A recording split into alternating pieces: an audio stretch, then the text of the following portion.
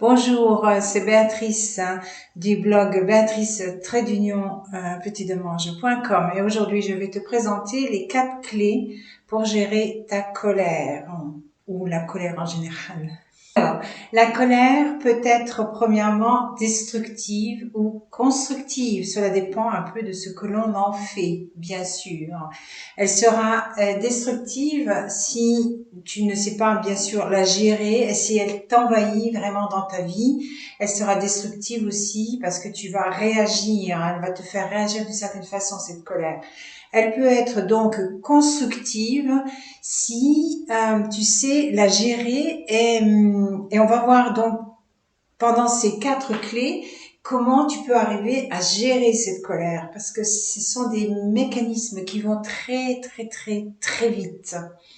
Donc, en t'expliquant donc ces 4 clés, la première clé, c'est déjà avant tout la prise de conscience. Alors, la première clé, c'est prendre conscience que tu es en colère. Cela peut et même même très vite.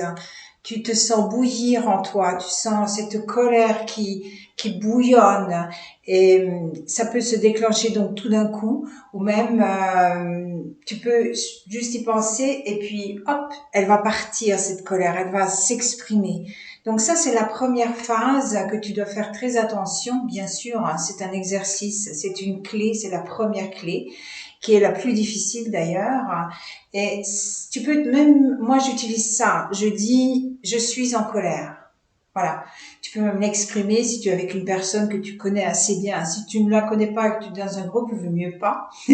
Donc, je te conseille vraiment de le dire à toi-même, de reconnaître, oh, là, je suis en colère. Ça, c'est la première clé. Donc, tu vas en prendre conscience, tu vas prendre conscience de ton pilote automatique.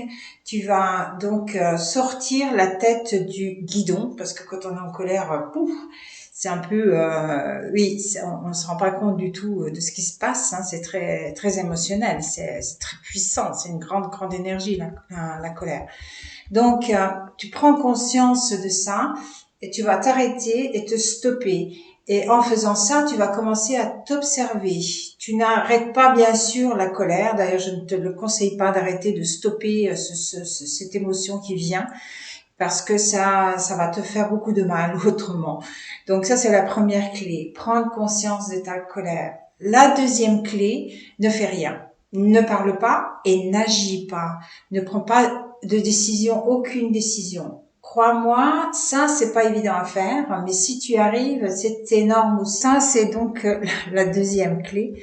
La troisième clé, c'est ne te juge pas parce que tu ressens de la colère, donc ne te juge pas. Sois bienveillante avec toi-même et observe-toi.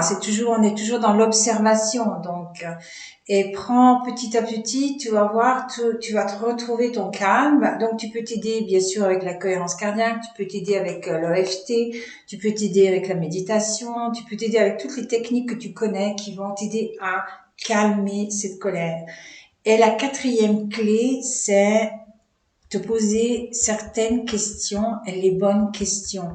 Parce que ce qui est important de comprendre, c'est ce qui se passe derrière cette colère. Qu'est-ce qu'elle te cache, cette colère? La question que tu peux te poser, il y en a 2, disons, c'est qu'est-ce qui a déclenché ta colère? La première question, qu'est-ce qui a déclenché cette colère? Et qu'est-ce que cette colère t'enseigne? Donc, tu peux te poser même ces questions quand tu es en cohérence cardiaque, par exemple.